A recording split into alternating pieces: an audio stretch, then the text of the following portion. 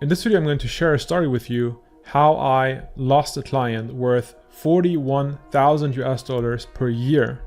And my takeaways from that, what you can learn from that, and the mistakes that I made so you can avoid that kind of thing happening to you with your own business.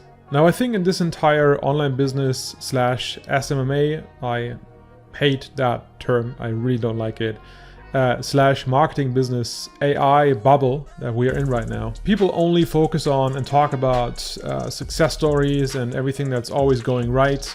And I don't think that's very authentic. You know, things happen in business. Business is not always amazing.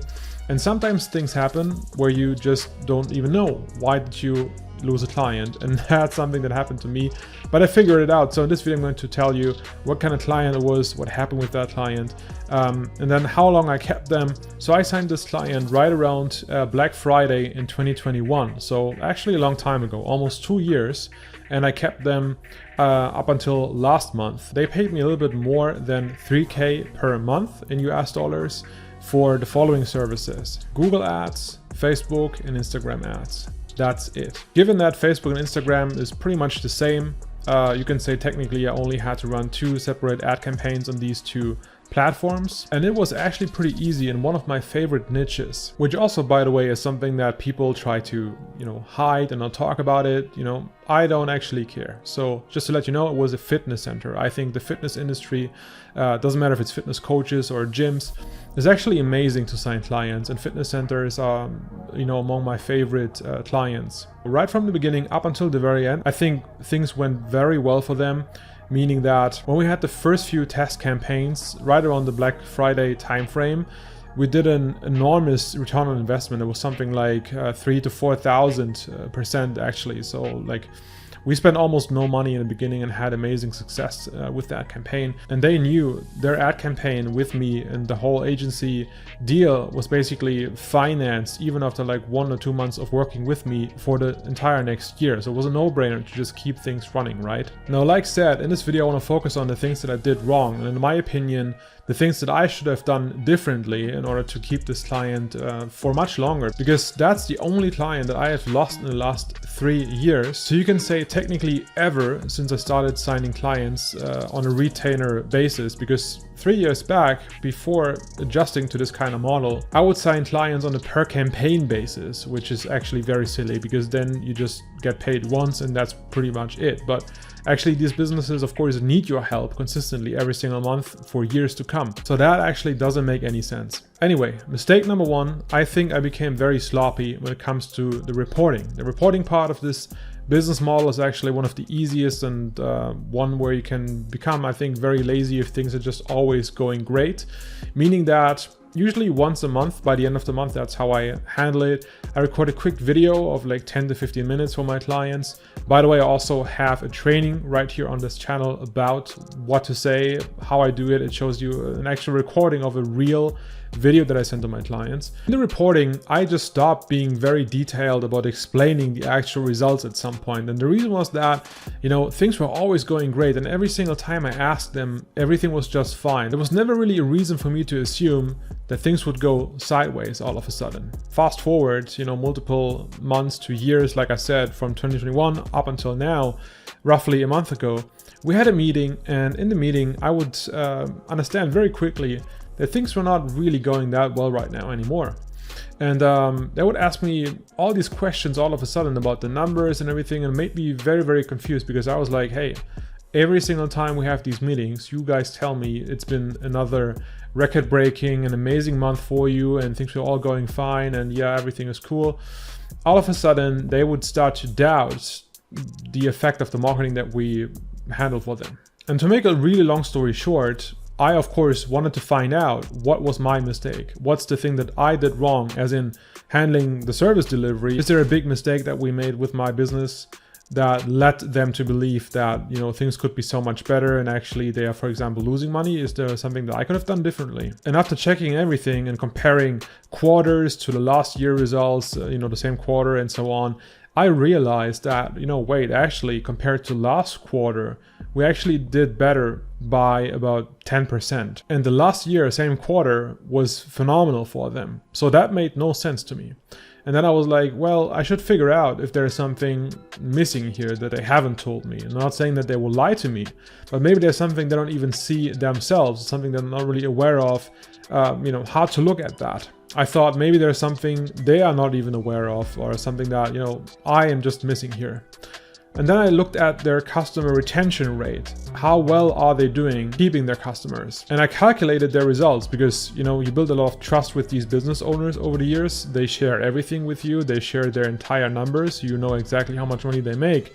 You actually see the entire business from the inside. And I realized they had 36% of customers leaving compared to the same quarter in the last year. Now, of course, that's absolutely devastating, and they must have been, I think, in panic mode. And what happens when you're in panic mode is that you have very strong fear. Fear makes you irrational, and thinking irrational makes you go into, I would say, a phase where you start making questionable decisions that maybe you will regret later on. And in that meeting, they told me they want to reduce their marketing. They want to just spend less on marketing. Then I asked them, what do you think is going to happen if you spend less on marketing? I mean, what's the point of marketing, right? Isn't it to get more clients? So what happens if you spend less on getting more clients? Are you going to make more money or less? Now here is where I made the second big mistake. The second big mistake is to start arguing and start talking to a business owner and making them understand what they did wrong, because that is going to trigger their ego, especially, and I don't want to stereotype anyone, but especially when it's a male person. At the end of the day, you might be one of the most important people in their business because you're helping them to grow, but still they're viewing you just as a service provider in the whole hierarchy. You're not really that important to someone who, for example, is 50, 60 years old, has run the same business for like 20, 30 years. And I think many of these business owners, in my experience, don't really want to hear what they are doing wrong. They just want to blame somebody else, and in that situation it has been me. And that's not me saying that I didn't make any mistakes, but just based on the numbers, I could prove and show, hey, we're doing better than last year. Last year you told me this has been like a record-breaking quarter for you. So what are you talking about? How can this be a problem of your marketing and not something else here? And I try to tell them, even though client retention in your business is not really my responsibility and it's not really my expertise, I'm going to help you. I'm going to show you a few things of how you can find out what the problem is. Where do these people go? Do they go to another fitness center? Is it too expensive? Is it too crowded? Like, what's the problem? You have to figure this out first, right? And they were very reluctant. They didn't really respond well to that. But also, that's the mistake that I made. I started to challenge them on their belief system about, who was right, who was wrong, what's the mistake that was made here, and who made the mistake. And that's something that I think I personally have an issue with. It's just that I cannot take any blame unless I am really to blame. But if I'm not to blame and it's unjustified, then I will try to, for sure, defend myself. And that's where it starts to be an ego battle. Then it's my ego that's going to be awake all of a sudden. And then it's ego versus ego, and that never really works. And honestly, I don't know what the solution would have been here. I don't know if I could have saved that client and made sure that I still work with them. What I then offered them, because I would really sense a strong urge for them to change things, I made them a suggestion of how they can save up on money. And I was even making a suggestion of, hey, I want you guys to still spend all your money that you can on the marketing, but we can reduce my part here. So I'm going to work for less money. You save something like 30% or something of your budget per year, and we can still work together and make this work. But ultimately, apparently they decided to work with someone else, most likely a very cheap agency that was maybe locally closer to them, and then also just all around a cheaper solution. A few last things I want to add here. It's been purely my mistake of not communicating in a better way in previous months, making sure 100% they are satisfied, and making sure that I have done my part to understand and see this coming and anticipate the situation. But then, like I said, also, I'm not sure if there was a way for me to do that, because based on the numbers, again, we were doing fine. It was just something else in their business that broke. And that's, I think, also to be 100% fair with you and let you know, like, not everything is great about everything in life. There are pros and cons, obviously, and this business model also has cons. The one thing that's not amazing about this business model is that, of course, you are not in control of the business that you work with. And that means if the business owner you work with doesn't do a good job for some time period, then of course they're going to look for solutions here. Like I said, it's going to be irrational. They might fire their marketing for some reason. That's what they did here. They just exchanged the marketing, took somebody else in who was definitely cheaper than what I offered them. But to end this video on a positive note, there's one more thing I want to say about this business model in general.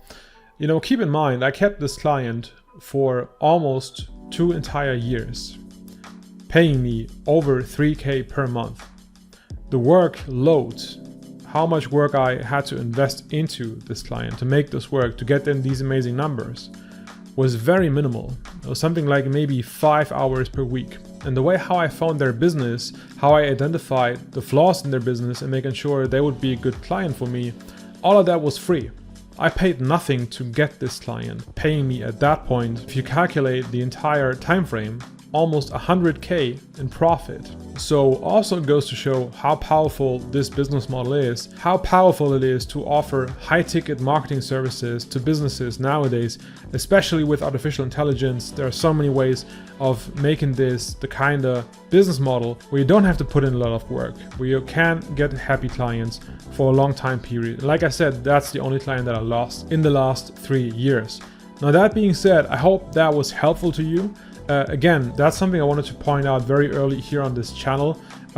Full transparency, I'm going to show you all these things. I'm not going to just share my successes, I'm also going to share my failures, the things that I did wrong, the mistakes that I made. And here definitely I messed up. So while this was partially a problem of their business, I made a mistake that led me to losing this client. You got any more specific questions, you know what to do. Post in the comments if you have any questions, I'm happy to help, and I'll see you in the next video.